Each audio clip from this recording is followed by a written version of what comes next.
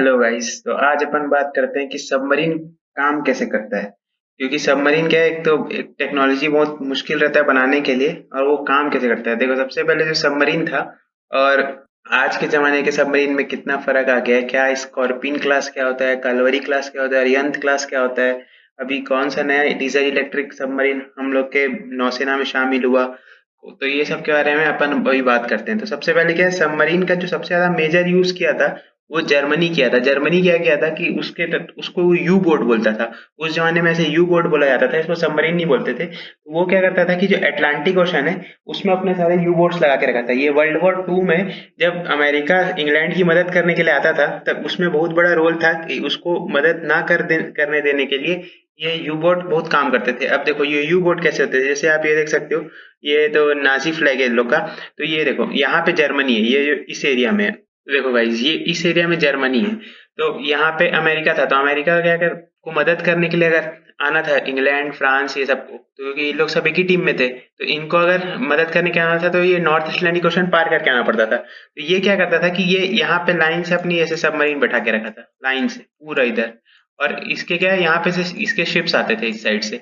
और ये क्या करते थे, ये लोग चुपचाप पानी के अंदर बैठे रहते थे, इनको कोई फर्क नहीं पड़ता था। ये जो दिख रहा है ना आपको, ये पेरिस्कोप ऊपर से निकाल के लोग पेरिस्कोप से देखते थे। यहाँ पे ऐसे पेरिस्कोप होता है, तो यहाँ से लोग समंदर के अंदर से निकाल के देख लेते हैं कि कौन आ रहा है क्या आ रहा है। अब इतना छोटा सा पेरिस्कोप इतने बड़े समंदर में दिखेगा तो क्या ही पता चलेगा कि कहाँ से थे, कौन देख रहा है करके। और जैसे ही ये लोग आते थे तो ये लोग निकलते थे और उसके बाद ये जो गन दिख रहा है इससे मारते थे। और इसके अलावा इनके पास टॉर्पीडो भी था जो जमीन के अंदर से मार देते थे। अब ये टॉर्पीडो क्या होता है, ये पेरिस्कोप कैसे काम करता है, सोनार रडार, ये सब मैं आगे बताऊंगा इसी वीडियो में। अभी क्या हुआ कि अभी आईएनएस करंज जो थर्ड इंडिजिनियस सबमरीन है जो डीजल इलेक्ट्रिक, वो हमारे में शामिल हो गया है अभी हाल फिलहाल में। तो अब देखो सबमरीन का काम, मेन काम क्या होता है। सबसे पहले इसके पास जो इसका कंपोनेंट देख लेते हैं कि क्या क्या चीज इसमें लगा रहता है।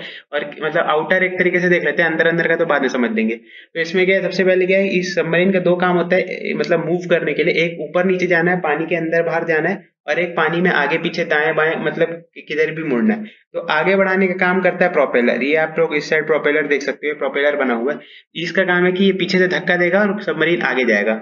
उसके अलावा कितने एंगल में उठना है नीचे, मतलब ऊपर नीचे जाने के लिए काम क्या करता है, ऊपर नीचे जाने का काम है बलास्ट टैंक का, जो इसके आजू बाजू पूरा लगा रहता है। और उसको दिशा देता है ये जो ये दिख रहे हो आप, ये सेल प्लेन्स जो दिख रहा है, ये वाला, ये वाले को सेल प्लेन्स बोलते हैं। और ये होता है रडर जो दाएं बाएं मूव करने के लिए बोलते हैं। और यहाँ जो इसका जो ये वाला पार्ट है इसको हम लोग सेल कहते हैं। और इसमें पेरिस्कोप रडार दुनिया भर का जो डीजल आउटलेट वगैरह रहता है सब इसी में लगा रहता है। अब देखो जैसे असली सबमरीन में देखो, ये वाला जो है ना, इसको बोलते हैं विंग प्लेन्स। ये क्या करते हैं, मदद करता है कि सबमरीन को कितने एंगल से डाइव करना है। मतलब अगर तुरंत झुकाना है तो इसको उठा देंगे तो तुरंत नीचे चले जाएगा। उसके अलावा अगर इसको नीचे से ऊपर पानी से बाहर निकालना है तो ये एंगल देता है कि कितने एंगल में निकालना है, कितने एंगल में पानी के अंदर डाइव करना है। तो इसका काम ये है। और उसके बाद फिर आप यहाँ पीछे देख रहे हो ये वाला पार्ट, ये वाला पार्ट है रडर। रडर मतलब क्या है कि ये डायरेक्शन देता है कि सबमरीन को दाएं मुड़ना है या बाएं मुड़ना है, किस साइड मुड़ना है वो बताता है पीछे से रडर। और प्रोपेलर जो है पीछे से पंखा चलता है तो वो आगे बढ़ता है। बस इसका इतना काम है। ये तीन चीज का मेन काम रहता है मतलब मूवमेंट के लिए। अब सबसे पहले जैसे आप इसमें भी देख सकते हो, प्लेन में जो साइड के जो विंग्स होते हैं ये मदद करते हैं ऊपर नीचे जाने के लिए। उसके बाद फिर ये पीछे ये वाला जो रडर वाला पार्ट रहता है ये आजू बाजू दाएं बाएं मुड़ने के लिए रहता है। तो सबमरीन में शार्प टर्न लेने का कोई सेंस नहीं रहता उतना। तो इसके लिए क्या होता है कि अब अंदर बाहर डाइव करना और ऊपर निकलना, इसमें मेन प्रॉब्लम रहता है कि पानी के अंदर कैसे जाया जाए और पानी के बाहर कब आ जाए। तो इसका क्या है कि इसमें क्या होता है कि एक आउटर एक वॉल होता है, सिलेंड्रिकल वॉल, जिसको प्रेशर बेलास्ट टैंक बोलते हैं। अब अगर इसको अब ये पानी में उतारा गया सबमरीन, अब इसको पानी के अंदर जाना है तो ये क्या करेगा कि यहाँ से अपना जितना ही प्रेशर है उसको रिलीज करेगा और यहाँ नीचे से पानी भरते जाएगा। तो जैसे पूरा इसमें पानी भर जाएगा ना तो ये चले जाएगा जमीन के अंदर। जैसे यहाँ पे देखो नीचे वाले सबमरीन में देख सकते हो कितना सारा बेलास्ट टैंक लगा है, MBT1 MBT2 MBT3 ये सब लिखा हुआ है। तो ये मेन बेलास्ट टैंक है। बेलास्ट टैंक का काम क्या है कि ये पानी भरेगा और हवा भरेगा। हवा भरेगा तो ऊपर जाएगा, पानी भरेगा तो नीचे जाएगा। जैसे आप लोग इसमें देखते होगे, ये जो गुब्बारा होता है इसमें अगर आप हवा भर के पानी में फेंक दोगे तो ये क्या होगा कि ये पानी में तैरता रहेगा, डूबेगा नहीं, क्योंकि इसके अंदर हवा भरा है जो उसको तैरने के लिए मदद कर रहा है। और वही अगर जब होली आता है तो होली में कैसे हम लोग इसमें पानी भर देते हैं और ऐसे बाल्टी में डाल देते हैं तो पानी के अंदर चले जाता है। बस ऐसी सबमरीन का काम होता है कि प्रेशर बेलास्ट टैंक में पानी भरेगा तो पानी के अंदर चले जाएगा, और जैसे ही उसमें हवा भरेगा जो कंप्रेस्ड एयर प्रेशर भरेगा एयर भरेगा, उसके अंदर हवा भरेगा, तो वो सीधा पानी के अंदर से बाहर आ जाएगा। तो ये बेसिक मैकेनिज्म है, कितना कैसे ऊपर नीचे जाना रहता है। यही जो मैकेनिज्म है, ये आप लोगों को याद होगा, एक गाजी अटैक करके मूवी आई थी जिसमें सबमरीन का वो पीछे का प्रोपेलर खराब हो गया था, तो आगे पीछे नहीं जा पा रहा था, खाली ऊपर नीचे जा पा रहा था। तो वो यही कर रहा था, प्रेशर टैंक से इसमें पानी भरता था तो नीचे चले जाता था, पानी कम करते करते हवा भरता था तो ऊपर जाता था। तो वो तो मूवी की बात है, वो अलग बात है। और ये सबसे पहले पहले आता है प्रेशर टैंक। उसके अलावा देखो सबमरीन, अब देखो यहाँ पे खड़ा हुआ है, यहाँ पे लोग बाहर निकल के हवा खा रहे हैं, बाहर देख रहे हैं, कोई आसपास तो है नहीं। इधर आजू बाजू जो भी इनको पोर्ट में अगर इन लोग को वहां पे रुकना है, वहां से सामान वामान लेना है, तो ये लोग अभी बाहर निकले हुए हैं। अब जैसे कि ये जो सेलर लोग हैं, ये लोग बाहर निकले हुए हैं। अब ये लोग यहाँ से निकलेंगे, उसके बाद यहाँ से पानी की तरफ जाएंगे। अब इसको क्या, अब ये पानी के बाहर चलाने के लिए थोड़ी ना, ये पानी के अंदर चलाना है ना। तो इसके लिए क्या करेगा कि अब उसके बैलास्ट टैंक में हवा को निकालेगा और पानी भरते जाएगा। जैसे ही पानी भरते जाएगा, पानी भरते जाएगा, तो ये धीरे धीरे नीचे चले जाएगा। और जैसे ही नीचे चले गया, उसके बाद फिर ये अपने काम, जो टॉर्पीडो वॉर्पीडो मारना है, कोई दुश्मन है, जो भी उसको सर्वेलेंस करना है, अगर निगरानी करना है, कहीं घूम घाम के आना है, जो करना है करो, पानी के अंदर घुस जाओ, उसका कोई टेंशन नहीं है। तो ये क्या होता है कि सबसे पहले बलास्ट टैंक का काम है कि कैसे ऊपर जाए और नीचे लाए, मतलब पानी से ऊपर नीचे करने का काम है प्रेशर बलास्ट टैंक का। पानी भरो तो नीचे, पानी हटाओ तो ऊपर। अब इसमें क्या होता है, इंजन सबसे मेन होता है कि सबमरीन के चलो ऊपर नीचे चले गए, आगे पीछे कैसे जाएगा, आगे पीछे जाने के लिए प्रोपेलर चाहिए, प्रोपेलर को क्या पावर चाहिए। अब प्रोपेलर पावर कहाँ से लाएगा, तो देखो ये इंजन रूम होता है, बहुत बड़ा इंजन रूम होता है। उसके बीच में ये लोग बैठ के जैसे योगा कर रहे हैं, ये मतलब नेवी वाले, ये लोग मतलब उसी के बीच में बहुत कम जगह रहता है जहाँ पे लोग अपना काम करते हैं, ज्यादा जगह रहता नहीं है, बहुत कॉम्पैक्ट होता है सबमरीन। तो इसमें का इसका इंजन का काम क्या है कि देखो दो टाइप का होता है, एक हाइब्रिड इंजन होता है, हाइब्रिड मतलब समझ लो डीजल इंजन होता है, और एक होता है न्यूक्लियर सबमरीन। तो डीजल सबमरीन और न्यूक्लियर सबमरीन, बस इंजन का फर्क होता है, एक में न्यूक्लियर रिएक्टर होता है, एक में डीजल इंजन होता है। अब ये डीजल इंजन काम कैसे करता है, देखो डीजल इंजन का क्या है कि इसमें सबको पता है कि डीजल वाली गाड़ी कैसे काम करती है, डीजल डालोगे, या जनरेटर कैसे काम करता है, उसमें वो उसका जो सिलेंडर्स होते हैं, ये वाले, ये ऊपर नीचे चलेंगे, उसके बाद फिर यहाँ एक जनरेटर लगा रहेगा जिससे डायनामो से उन लोग फिर इलेक्ट्रिकल एनर्जी में कन्वर्ट कर लेंगे और उससे फिर मोटर चला देंगे। तो देखो जैसे कि ये डीजल इंजन है, ये इसमें डीजल डालेंगे, उसके बाद फिर ये चलेगा डीजल इंजन। तो इस हाइब्रिड इंजन में क्या रहता है कि डीजल इंजन दो ही होते हैं, उसमें एक इंजन का काम है कि बैटरी जो है इसको चार्ज करना जब तक ये पानी के बाहर है, और उस दूसरा काम है कि ये पानी के बाहर है तो आगे पीछे तो फिर भी चला सकता है, तो ये प्रोपेलर का चलाने का काम होता है डीजल इंजन का। तो हाइब्रिड, इसको हाइब्रिड सबमरीन बोलते हैं, जिसमें एक दो डीजल इंजन होते हैं, जिसमें एक का काम है बैटरी इसको चार्ज करना और एक का काम है प्रोपेलर, जो पीछे का जो पंखा है इसको चलाते, ये पंखा है पीछे का, इसको चलाते रहना। तो ये जब तक कर सकता है जब तक ये पानी के बाहर है, क्योंकि देखो कोई भी फ्यूल को जलने के लिए ऑक्सीजन चाहिए, अगर ऑक्सीजन नहीं है तो फ्यूल नहीं चलेगा। तो पानी के अंदर तो ऑक्सीजन, अब उसको निकाल नहीं सकते, उसको निकालने के लिए उसको हाइड्रोलिसिस करना पड़ेगा पानी निकाल के। तो उसके उसके अलावा जब डीजल बैटरी को चार्ज करना रहता है, तो जब वो अपने पोर्ट से निकलता है तो वहां पे बैटरी चार्ज करके आता है। तो ऊपर से ये देखो, ये डीजल का एग्जॉस्ट है ना, क्योंकि इसमें यहाँ से पूरा हवा निकलेगा और उसके बाद यहाँ से एयर लेगा और यहाँ से जो धुआं वुआं जो रहता है वो बाहर छोड़ेगा। तो ये डीजल इंजन है। अब सबमरीन में जो कई होता है जिसमें न्यूक्लियर पावर्ड होता है, और ये तो डीजल इलेक्ट्रिक में समझा दिया। न्यूक्लियर पावर्ड का क्या होता है कि बस ये डीजल इंजन नहीं आता, न्यूक्लियर रिएक्टर रहता है। न्यूक्लियर रिएक्टर में पता है कि ये जो अपना फिशन होता है कि इसमें एक को मारो दो टुकड़े टूट जाएंगे और बहुत सारे अमाउंट में एनर्जी रिलीज करेंगे, उसको यूरेनियम यूज करके बनाते हैं जो। तो उसमें क्या करेगा कि यही यहाँ पे यूरेनियम को जलाएगा। अब यूरेनियम को क्या है कि थोड़ा सा जलाओगे, उसको थोड़ा सा हीट दोगे, तो बस उसको क्या होता है कि उसका बॉन्डिंग जो होता है न्यूक्लियर बॉन्ड और तोड़ना बस रहता है, उसके बाद फिर वो अपना चेन रिएक्शन कर लेता है।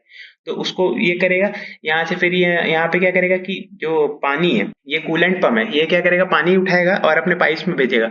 ये पाइप्स क्या करेगा कि आजू बाजू ये पानी को गर्म करेगा, पानी गर्म होगा तो उससे स्टीम निकलेगा, स्टीम से टरबाइन चलेगा, टरबाइन घुमाएगा, डायनेमो से कनेक्टेड रहेगा, फिर वो इलेक्ट्रिक एनर्जी बना लेगा और उसके उसी से बैटरी भी चार्ज जाएगा और उसी से फिर अपना प्रोपेलर भी चल जाएगा। तो जो न्यूक्लियर सबमरीन होता है इसको ज्यादा बाहर आने की जरूरत नहीं है, एक बार अंदर चले जाए तो ये 50 60 100 दिन तक भी अंदर रह सकता है, इसको बाहर आने की जरूरत नहीं है। जबकि डीजल इंजन का क्या है कि एक बार बैटरी खत्म हो गया तो अब इसको फिर से चलाने के लिए तो फिर से बाहर आके रिचार्ज करना पड़ेगा ना, तो रिचार्ज करने के लिए फिर बाहर आना पड़ेगा पड़ेगा क्योंकि बैटरी क्या है इसका हमेशा थोड़ा ना चलेगा। लेकिन न्यूक्लियर रिएक्टर क्या होता है कि एक थोड़ा सा फ्यूल बहुत टाइम तक चल जाता है, तो इसके लिए क्या है इसको बार बार बाहर आने की जरूरत नहीं है। तो इसलिए क्या होता है, ये दोनों फर्क होता है कि डीजल इलेक्ट्रिक सबमरीन और न्यूक्लियर रिएक्टर में। लेकिन डीजल इलेक्ट्रिक क्या होता है, ये थोड़ा ज़्यादा शांत होता है न्यूक्लियर रिएक्टर के मामले में, क्योंकि वो हीट वगैरह ज़्यादा रेडिएट करता है। डीजल इंजन का क्या है कि ये थोड़ा शांति से नीचे से घूम लेता है, क्योंकि ये जब एक बार पानी के नीचे चले जाता है तो फिर ये इलेक्ट्रिक पे काम करता है। इसमें कोई फिर रिएक्टर या फिर टरबाइन वगैरह कुछ नहीं चलता। इसमें क्या है, ये बैटरी पे काम करता है, तो इसलिए क्या पानी के अंदर इसका आवाज भी कम आता है। ये जो ये प्रोपेलर है, ये यही इसको आगे बढ़ाता है। ये बहुत तेजी से घूमता है। जैसे ये आप देख रहे हो, ये शिपयार्ड है, इसके पीछे अभी सबमरीन अभी बन रहा है जो रिपेयर के लिए जो भी है। इसके बाद फिर इसको यहाँ से नीचे से इसको ऐसे मतलब ढुलका के पानी की तरफ ले जाएंगे, और फिर ये जो प्रोपेलर है ये घूम के इसको आगे पीछे जो भी करना रहेगा वो करेगा। वो सेम कॉन्सेप्ट इसमें भी यूज होता है। देखो ये जो पीछे बोट लगा है, इसके अंदर ये डीजल इंजन है नीचे वाला। ये जो आपको ब्लैक ब्लैक दिख रहा होगा इस पीछे लगा है, वो डीजल इंजन है। उसके नीचे प्रोपेलर लगा है, इसमें डीजल भर दिया है और वो प्रोपेलर को चला रहा है। अब ये तो भाई पानी के बाहर चलाना है इसको सरफेस में, तो इसके लिए तो एयर का कोई प्रॉब्लम नहीं है, तो कहीं भी चला सकते हैं।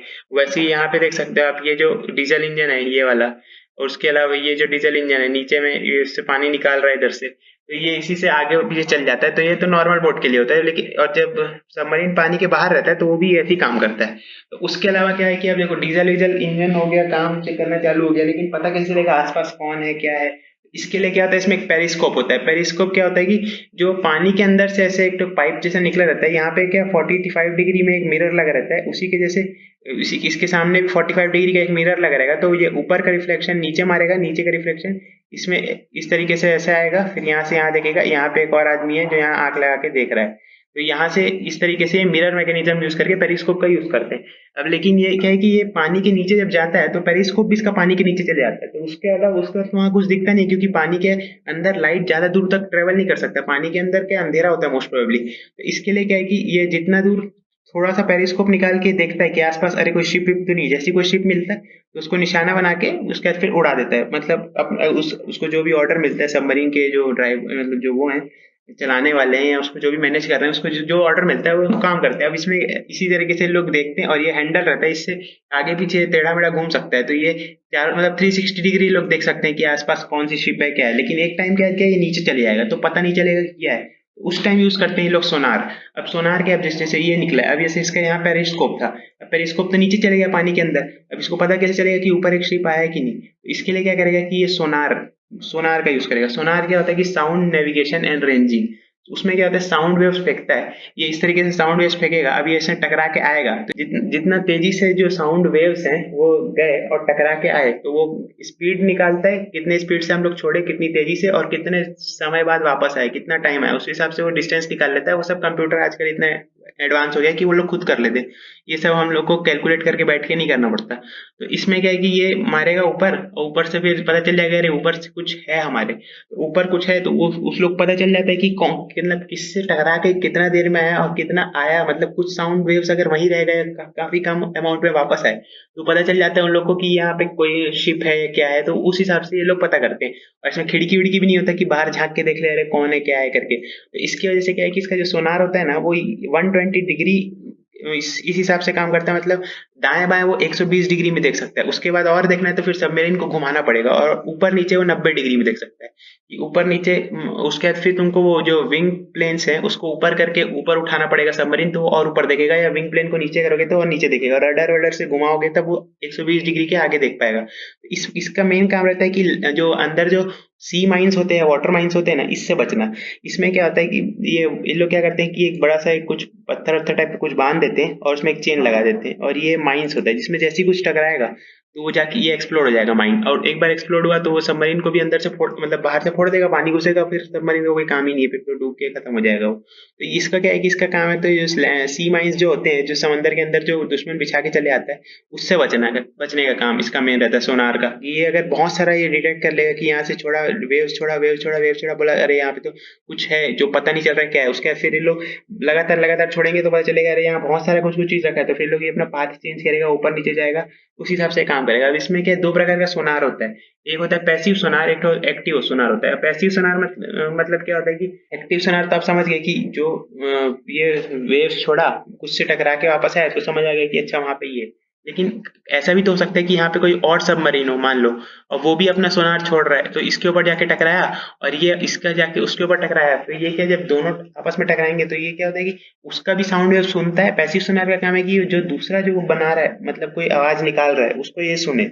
और एक्टिव का मतलब है कि ये अपना खुद का आवाज निकाले, उसका जो टकरा के है तो सुने। मतलब समझिए, एक्टिव मतलब ये खुद का अपना आवाज निकालेगा या साउंड वेव छोड़ेगा, और फिर वहां से जो टकरा के आएगा उसको समझेगा कि अच्छा ये क्या है। लेकिन पैसिव का है कि जो कोई और सबमरीन या कोई और शिप वगैरह जा रहा है, उससे जो साउंड आ रहा है उसको सुन के एनालाइज करेगा कि वहां पे क्या है। तो इसके वजह से क्या है कि सोनार का ये लोग बहुत बढ़िया यूज करते हैं, पूरा कंप्यूटर वगैरह सब लगा रहता है। ये लोग मतलब पूरा एक इनकी टीम ही होती है। ये देखो, ये कान में जो हेडफोन टाइप का लगा है ना, ये इसी का काम ही रहता है कि लोग एकदम प्रिसिशन से सुने कि वहां पे क्या है। क्योंकि आसपास का कई बार ऐसा होता है कि समंदर के अंदर मतलब पहाड़ वगैरह भी रहते हैं, तो उसमें उसको रिज वगैरह बोलते हैं, तो उसमें जाके टकरा भी जा सकती है सबमरीन। तो सबमरीन का एक तरीके से आंख बोल दो, तो वो सुना रहा है कि सबमरीन के आसपास क्या है, कौन घूम रहा है, क्या है, कौन सा शिप है, सबमरीन आया, कुछ पहाड़ आया, कुछ लैंड माइंस, सी माइंस वगैरह जो भी आया, वो उसको देखने का काम है ये इसका। अब क्या होता है कि सोनार है, तो ये एक तरीके से क्या है कि थोड़ा दूर तक ही देख पाएगा ना। मतलब अगर वो समंदर में कहीं खो गया मान लो सबमरीन, तो सबमरीन को वापस लाने के लिए काम क्या है कि सबमरीन कुछ कुछ टाइम पे सरफेस में आता है। क्योंकि ये अंदर का मैप नहीं बनाता है, समंदर के अंदर का क्या मैप है वो किसी को नहीं पता है कि समंदर में कहाँ पे क्या है। मतलब एक तरीके से सैटेलाइट से तुम एक लेवल तक देख सकते हैं, पानी के नीचे नहीं देख सकता कोई कि सैटेलाइट में मतलब अंदर क्या है। इसकी वजह से क्या है कि ये लोग बीच बीच में सरफेस में आते हैं, जिससे जीपीएस के साथ ये लोग कोऑर्डिनेट करते हैं कि अपना मतलब कहाँ पे आए हैं लोग। सब एक बार सरफेस में आ जाते हैं पानी के, तो पता चल जाता है जीपीएस के थ्रू। ये सैटेलाइट से देख लेता है कोई भी मतलब कि कहाँ पे कौन सी सबमरीन है, तो फिर वो उन लोग बता देते हैं कि अच्छा आप इस पॉइंट पे आ गए हो, तो यहाँ से आपको ये करना है वो करना है। तो इसके लिए ये लोग रडार या जो भी सोनार वगैरह यूज करते हैं, या फिर जो अपना पेरिस्कोप हो गया या फिर जीपीएस, ये सारा इसका काम है कि नेविगेशन करना, कि कहाँ जाना है, कैसे जाना है, और आसपास क्या है, किससे बचना है। ये सब पूरा काम है नेविगेशन का। रडार, सोनार, पेरिस्कोप या जीपीएस जो भी है, ये सब का काम है कि आसपास कोई आ तो नहीं रहा। जैसे इसका क्या है, अगर ये लोग बाहर घूम रहे, रडार है, तो इसके मान लो अगर शिप इसी के कोई एयरक्राफ्ट कैरियर है, तो ये सब ग्रीन ग्रीन में दिखाएगा। और जैसे ही अगर यहाँ पे मान लो कि अगर कोई दूसरा आ जाएगा, तो एक तो कैसे रेड बन जाएगा कि अरे तो ये रेड जैसे जैसे पास आते जाएगा, तो ये बोलेगा कि हमारे पास कोई मतलब अनजाना शिप या जो भी बोट वगैरह आ रहा है। तो ये लोग उससे कांटेक्ट करने की कोशिश करेंगे, कौन हो भाई तुम, क्या नहीं पता चल रहा है, कुछ नहीं हो रहा है। तो अगर इन लोगों को समझ नहीं आया कि मतलब यह सामने वाला बात नहीं कर रहा है, तो ये लोग क्या करेंगे कि सीधा सबमरीन से टॉर्पीडो छोड़ देंगे। अब देखो यहाँ पे आप देख सकते हो कि यहाँ पे ये दो है, ये दोनों होते हैं डीजल आउटलेट। मतलब ये क्या होता है, जैसे एक से जो हवा नहीं लेता है डीजल इंजन, और एक से हवा छोड़ता है। उसके अलावा यहाँ पे जीपीएस वगैरह लगा रहता है। यहाँ पे ये पेरिस्कोप हो गया। उसके बाद फिर ये पूरा इस पार्ट को बोलते हैं सेल। ये जो पार्ट है इसको सेल बोलते हैं। और इसमें क्या हुआ है, इसमें क्या है कि यहाँ पे वाला विंग्स नहीं लगा हुआ है। जो विंग्स लगा रहता है वो इसमें नहीं लगा हुआ है, क्योंकि इसका पीछे का जो विंग्स है वही काम करता है डाइविंग और सर्विसिंग के लिए। तो इसको मतलब उसकी जरूरत नहीं पड़ती विंग्स की। कई कई होते हैं जिनको यूज नहीं करते, कई लोग यूज करते हैं। तो अब इसमें ऐसे कंफर्म नहीं है कि तुमको यूज करना है कि नहीं करना है करके। तो इस एक बार पता चल गया आसपास कौन है क्या है, तो उसके बाद फिर ये टॉर्पीडो मारेगा। टॉर्पीडो क्या होता है कि जैसे आप देखिए कहाँ से निकलता है, नीचे से निकलता है। और उसके बाद फिर क्या है, इसके पास खुद का एक प्रोपेलर रहता है। ये कुछ स्पीड के साथ जाता है और जाके आसपास जो भी सबमरीन है उसको जाके मार देता है। अब इसमें क्या होता है कि कई जगह ये कैलिबर वाले गन लगे रहते हैं, तो ये ट्राई करते हैं कि टॉर्पीडो को मार के दूर में गिरा दिया जाए। लेकिन वैसे क्या है, मोस्ट प्रोबेबली ऐसा संभव होता नहीं है। तो इसके वजह से क्या होता है कि जब टॉर्पीडो मारे तो सबमरीन को अपना जगह बदल के ही बचना रहता है। उसके अलावा ये गन से मार के बचने का ज्यादा संभावना नहीं होता है मोस्टली। तो ऐसे टॉर्पीडो निकलता है, एक ऐसे शटर खुलता है, वहां से टॉर्पीडो निकलता है। तो टॉर्पीडो भी अपना आवाज बनाते जाता है, पीछे से जब प्रोपेलर चलता है तो उसका भी आवाज आता है। तो उसके हिसाब से लोग समझते हैं सामने वाले की कोई टॉर्पीडो आ रहा है कि नहीं हमारे पास, और हमको उससे कैसे बचना है। तो उसके बाद एक बार उसको मार दिया, फिर एकदम विजेता किस तरीके से निकलता है कि अरे हम लोग मार दिए, बढ़िया खत्म हो गया वो दूसरा वाला सबमरीन। अब हम लोग आगे जाके अपना बाकी काम कर सकते हैं, बाकी लोग का मदद कर सकते हैं। ये सबमरीन बहुत घातक हथियार होते हैं कि कैसे किसी को मारना है, क्या करना है, सब इसका सबमरीन का एक बहुत बड़ा इसका रोल होता है किसी भी फ्लीट में। फ्लीट मतलब कोई भी जो नेवी का जो जहाजों का जो एक बेड़ा होता है उसको फ्लीट बोलते हैं। अब क्या हुआ कि चलो नेविगेशन हो गया कि काम कैसे करना है, आगे पीछे मतलब मूवमेंट हो गया, नेविगेशन हो गया, मार भी दिए टॉर्पीडो से। लेकिन क्या होता है कि अंदर जो लोग रह रहे हैं उनके लिए भी एनवायरनमेंट सही से बनाना जरूरी होता है, कि आसपास उन लोगों को प्रॉब्लम ना हो अंदर। क्योंकि देखो अंदर पे क्या होता है कि हम लोग का एक तो मतलब बॉडी हमारा कैसे काम करता है कि कोई भी जो 78% उसमें नाइट्रोजन होना चाहिए, जो भी हम लोग एयर ले रहे हैं 21% नाइट्रोजन होना चाहिए, और बाकी फिर जो भी अपना गैस वगैरह है, आर्गन कार्बन डाइऑक्साइड वो हो गया जो भी। तो उसके वजह से क्या है कि हमेशा उतना परसेंटेज एयर में मेंटेन करना जरूरी होता है। तो और उसके अलावा एक और मेन प्रॉब्लम होता है कि कहाँ से मतलब पीने का साफ पानी कहाँ से लाएं, और टेम्परेचर कैसे मेंटेन करें। समंदर के अंदर 39 डिग्री सेल्सियस होता है। अब उसका उसके अलावा जो सबमरीन के जो इंजन या फिर बैटरी से जो हीट निकलता है वो भी पानी की तरफ जाता है। तो अंदर का टेम्परेचर कैसे मेंटेन किया जाए, तो ये तीन मेन समस्या होता है कि आदमी लोग के लिए रहने के लिए वहाँ पे कितना बढ़िया से मतलब इंतजाम है। क्योंकि खाना का तो स्टॉक भर लेते हैं कि भर भर के खाना रख लिए उसको आके खा रहे हैं। तो अब क्या है, ऑक्सीजन को मतलब जो लेवल है उसको मेंटेन करने के लिए उन लोग क्या करते हैं, प्रेशराइज्ड ऑक्सीजन टैंक यूज करते हैं। अब ये क्या है, इसको ऐसे समझ लो कि जैसे मान लो कि डॉक्टर वगैरह भी यूज करते हैं। इसमें क्या होता है कि ये लोग एक ऐसे पूरे ये ग्लास से कवर्ड होता है ना, इसके अंदर ये आदमी ये जो औरत बैठी है ये अंदर जाएगी। अब ऐसा है कि बोलेंगे कि ये तो पूरा ग्लास से कवर्ड है, हवा का आने जाने का कोई रास्ता नहीं है, आदमी मर जाएगा अंदर। लेकिन ऐसा नहीं होता, इसके अंदर से ऑक्सीजन निकलते रहता है। और वो हमेशा ये ऑटोमेटिक होता है कि अपने हिसाब से लेवल मेंटेन कर लेगा कि जैसे 21% ऑक्सीजन से मतलब कम हुआ और कार्बन डाइऑक्साइड का लेवल बढ़ा, तो वो लोग अपने से मेंटेन कर लेते हैं और ऑक्सीजन का लेवल बढ़ा देते हैं। तो वो सब सबमरीन में भी कंप्यूटराइज्ड होता है कि उसको किसी को देखना नहीं है कि ऑक्सीजन लेवल कम हो रहा है ज्यादा हो रहा है, वो अपने आप खुद से मेंटेन कर लेता है। उसके सेंसर्स होते हैं इस मतलब सबमरीन के अंदर कौन कौन से गैस का कितना भी कंपोजिशन में कितना उसका मतलब वैल्यू बढ़ गया है, कितना कोई कम हो गया गैस, कोई ज्यादा बढ़ गया है, जो भी है वो अपने हिसाब से मेंटेन कर लेते हैं उन लोग।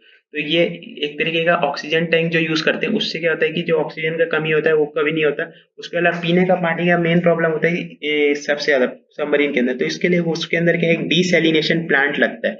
अब डीसैलिनेशन प्लांट का काम क्या है कि ये समंदर का पानी उठाता है और उसको मतलब जो खारा पानी को गर्म करता है, उसके बाद उसका भाप को कलेक्ट करके उसको शुद्ध पानी बना देता है। क्योंकि जब भाप बनता है तो भाप में नमक नहीं उठता, जो भी खाली पानी उठता है, और वो एकदम क्लीन साफ पानी होता है एकदम।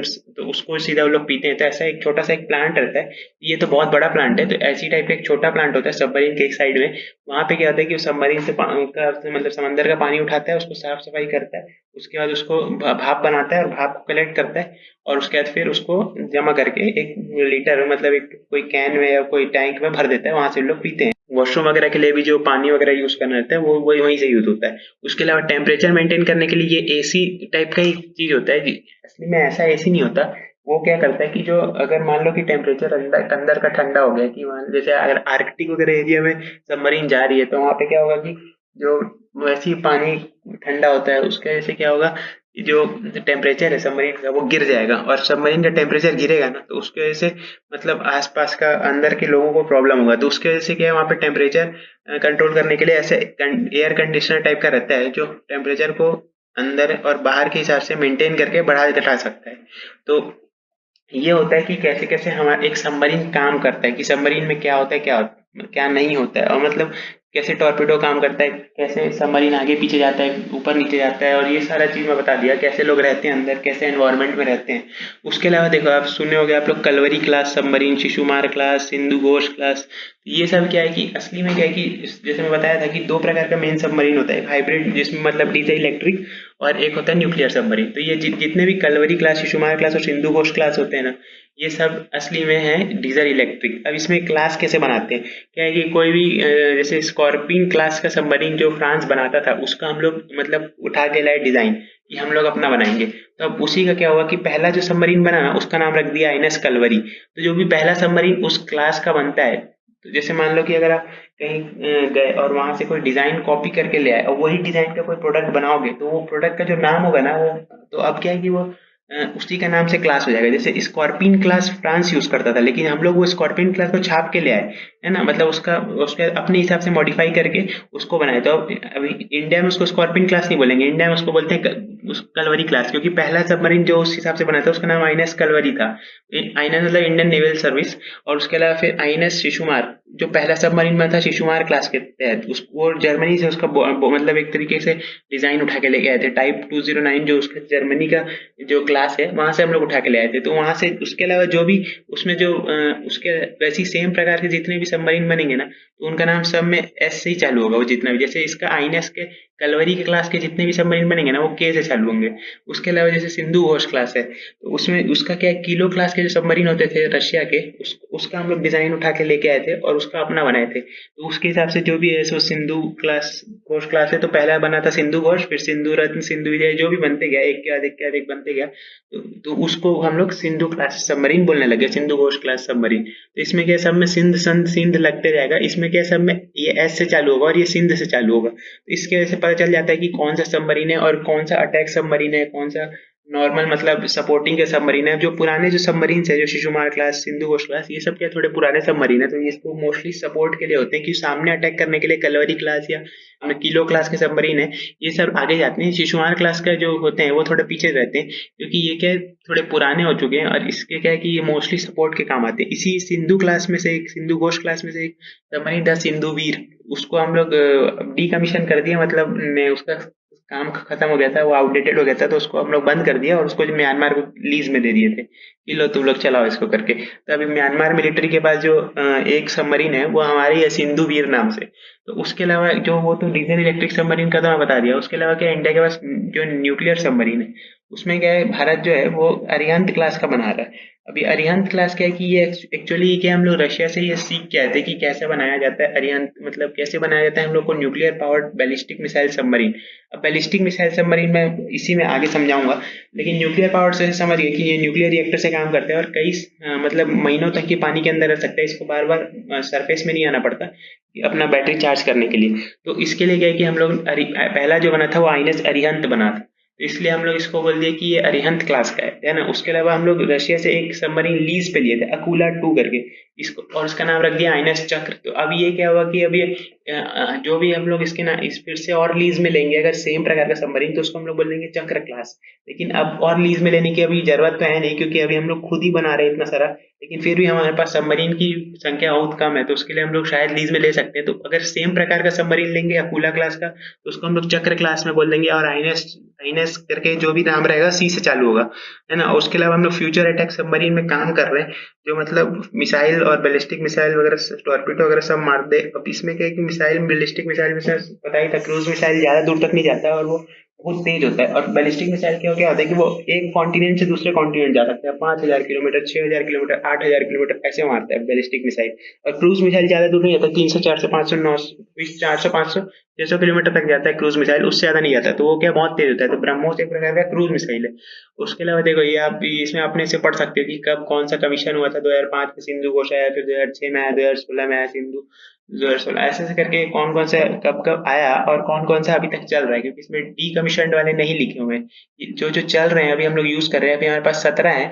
तो इसमें क्या है कि जो आईएनएस करंज है ये वाला, ये अभी हाल फिलहाल में ये थर्ड इंडिजीनियस है, जिसको हम लोग भारत में ही बनाए। तो ये थर्ड इंडिजीनियस कलवरी क्लास का है, इसको अभी हम लोग कमीशन कर लिया गया। इसके अलावा वजीर, अरिघाट और वेला, ये 3 और हमारे जो हैं ये लोग, ये इसमें ये अरिघाट है, ये जो न्यूक्लियर सबमरीन है, क्योंकि ये अरिहंत क्लास का सबमरीन है, इसलिए ये भी ए से चालू होता है। और अब इसमें क्या आप लोग देख के समझ जाओगे कि कौन सा सबमरीन कैसा है। अब इसमें वेला और वजीर करके भी 2 सबमरीन आ रहे हैं, इसको इसको हम लोग धीरे धीरे करके इसको भी हम लोग कमीशन कर देंगे। तो ये सब का भी ट्रायल्स वगैरह चल रहा है। तो ऐसे ऐसे करके हम लोग अपना धीरे धीरे काम कर रहे हैं। और ये तो आप देख सकते हो कि कौन बिल्डर बना रहा है, सेवमार्स, एचडीडब्ल्यू, एमडीडब्ल्यू, नेवी शिप बिल्डिंग सेंटर, ये जो भी बना रहा है उसका इधर नाम रहता है।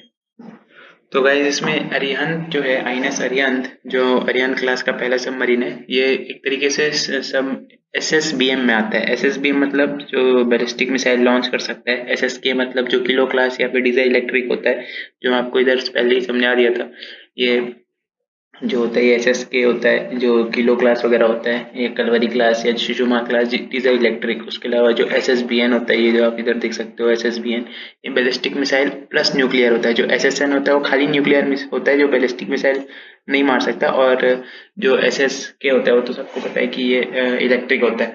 तो इसमें क्या सबसे मेन है जो आईएनएस अरिहंत, इसमें देखो यहाँ पे 3 ये 4 लॉन्चिंग ट्यूब्स इधर होते हैं और उसी के अलावा 4 और 4 उस साइड और होते हैं। तो एक तरीके से 10 से 12 मिसाइल ये बैलिस्टिक मिसाइल मार सकते हैं। जो जो इंटर कॉन्टिनेंटल मिसाइल होता है कि अगर तुम इंडिया से मारो तो सीधा तुम अफ्रीका के नॉर्थ एरिया की तरफ मार सकते हो। अगर अरेबियन सी से मारे तो पाकिस्तान को पूरा उड़ा कर तबाह कर सकता है। उसके अलावा इधर टॉर्पिडो लॉन्चिंग ट्यूब्स होता है।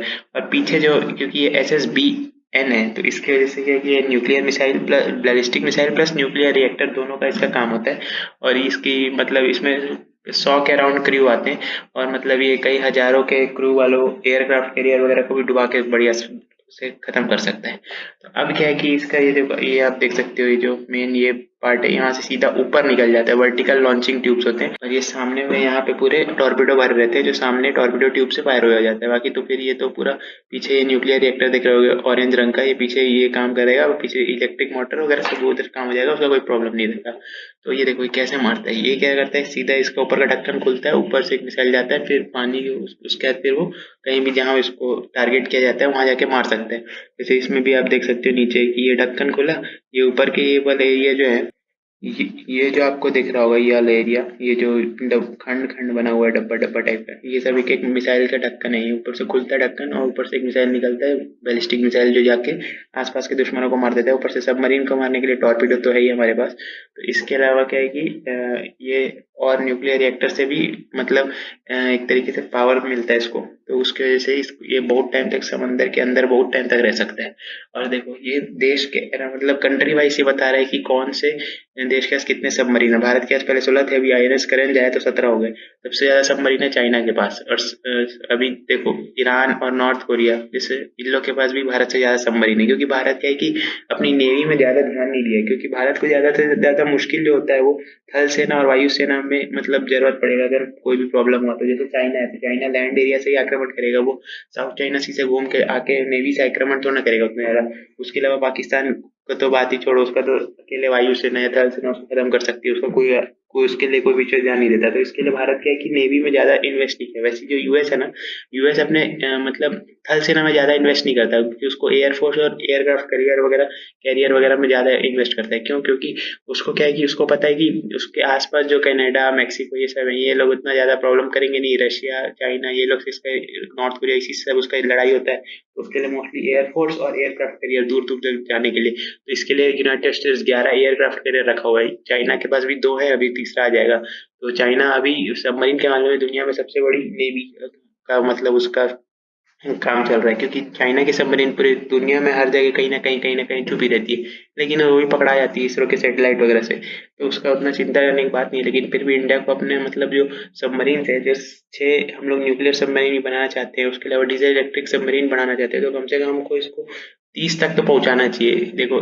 नॉर्थ कोरिया 36 रखा है, उससे अच्छा तो ईरान तक तो हमको जाना ही चाहिए, कम से कम 30 तक तो पहुंचाना पड़ेगा। तो ये क्या डीजल इलेक्ट्रिक जल्दी बन जाता है और उसका आवाज भी कम करता है, लेकिन उसका मेन वो उसको रिचार्ज करने के लिए रहता है। तो उसकी वजह से क्या है कि जो भारत के वैज्ञानिक है डीआरडीओ वाले, वो लोग एयर प्रोपल्शन सिस्टम में लगा दिए। अभी जैसे ये रशिया का सबमरीन है, अब इसमें क्या है कि ये न्यूक्लियर रिएक्टर सबमरीन है, वही अगर मान लो डीजल वाला होगा तो इसको ऊपर जाके चार्ज करना पड़ेगा, एयर लेगा, और उसके अलावा जो एग्जॉस्ट है उसको सब वो बाहर छोड़ेगा, तो ये एरिया से वो अपना एयर इनटेक और एग्जॉस्ट करेगा। तो उसकी वजह से क्या है कि इसको ऊपर निकल के चार्ज करना पड़ेगा। तो भारत के वैज्ञानिकों ने क्या है कि एआईपी निकाला। एआईपी क्या है? Air independent propulsion system. इसमें क्या होता है कि इसी के अंदर मतलब जो डीजल इंजन को जो ऑक्सीजन की जरूरत होती है, तो वो कुछ केमिकल रिएक्शन करने की वजह से उससे ऑक्सीजन प्रोड्यूस होता है। तो उसके वजह से वहां से ऑक्सीजन को यूज किया जाता है और फिर डीजल इंजन को हम लोग अंदर ही अंदर चार्ज कर सकते हैं, बाहर निकालने की भी जरूरत नहीं पड़ेगी। तो ये जो एआईपी है ये अभी बन के तैयार हो गया, एयर इंडिपेंडेंट प्रोपल्शन सिस्टम। लेकिन हर सबमरीन में अभी लगा नहीं, जितने डीजल इलेक्ट्रिक में उसमें लगवाना ही है, न्यूक्लियर में तो जरूरत नहीं पड़ता, जितने डीजल इलेक्ट्रिक है उसमें लगवाना पड़ता है। तो ये देखो फ्रांस का जो सफरीन क्लास का जो न्यूक्लियर पावर्ड सबमरीन है, इसका भी आप देख सकते हो कि ये कैसे इसका काम होता है। उसके अलावा जो चाइना का है युआन क्लास का जो सबमरीन है, इसमें क्या है डबल हल कंस्ट्रक्शन है। हल क्या होता है? मोस्टली क्या होता है कि देखो 2 प्रकार का हल होता है, एक प्रेशर हल होता है, एक लाइट हल होता है। हल मतलब समझ लो एक डब्बा। देखो क्या होता है, पानी का प्रेशर है, पानी का प्रेशर अगर इन लोग के ऊपर पानी का प्रेशर सबमरीन के ऊपर लगेगा, तो सबमरीन को उतना मजबूत बनाना है कि उसमें पानी का प्रेशर से वो टूट फूट ना जाए और डिस्ट्रॉय ना हो जाए, मतलब खराब ना हो जाए। उसके वजह से क्या होता है कि इसमें एक लाइट हल लगता है ना। जो एक लाइट हल मतलब समझ लो कि एक पिंजरा है, जो भी एक तरीके से स्ट्रक्चर समझ लो, जो इतना ताकतवर होता है कि पानी के प्रेशर को सह सह लेता है। उसके अलावा जो प्रेशर हल होता है ना, वो अलग प्रेशर हल ये होता है, उसका काम है कि जो भी अंदर आदमी लोग रह रहे हैं उन लोग के लिए बराबर प्रेशर मेंटेन करके रखना, वो काम होता है अंदर प्रेशर हल्का। तो ये सिंगल हल कंस्ट्रक्शन है, इसलिए मतलब इसमें क्या है कि ये सामने वाला जो इसका जो अंदर का जो बॉडी है वही प्रेशर भी मेंटेन कर लेता है और वही बाहर का पानी का प्रेशर भी सह लेता है उसका। लेकिन इसमें क्या, चाइना का ये डबल हल सिस्टम, तो ये जो एयर इंडिपेंडेंट पावर सिस्टम है, आईपी सिस्टम जो है, यही सिस्टम चाइना भी लगा के रखा है। और यही सिस्टम जो फ्रांस था वो उससे लगवाना चाहता था अपने सबमरीन्स में। पाकिस्तान तो जो मना कर दिया फ्रांस की, नहीं लगाऊंगा तेरे में, जाके जो करना कर ले। तो यही डबल हल कंस्ट्रक्शन है। इसमें क्या, एक लाइट वेट हल बाहर है, मतलब ये करेगा तेरे पानी से बचाओ, जो भी सबमरीन के ऊपर प्रेशर लगता है पानी से, और उसके अलावा जो लाइट वेट हल अंदर और लगा रहता है इसके, तो वो काम करता है कि वो लोगों के लिए प्रेशर मेंटेन करता है, अंदर जो क्रू मेंबर्स रह रहे हैं, जो मशीन्स है, जो भी अंदर काम कर रहे हैं, उनके लिए काम करता है। तो गाइस आप लोग कमेंट करके बताओ कि आप लोग कौन सा सबमरीन ज्यादा सही लगता है, डीजल, इलेक्ट्रिक, न्यूक्लियर सबमरीन, और भारत को कितने सबमरीन होने चाहिए भारत के पास। जो आप यहाँ पे देख सकते हो नंबर अभी हम लोग का 17 है। कितने सबमरीन भारत के पास होने चाहिए आप कमेंट करके बता सकते हो। अभी बहुत टाइम से वीडियो आया नहीं था, तो धीरे धीरे वीडियो बनाते जाऊंगा। तो मिलते हैं अगले क्लास में।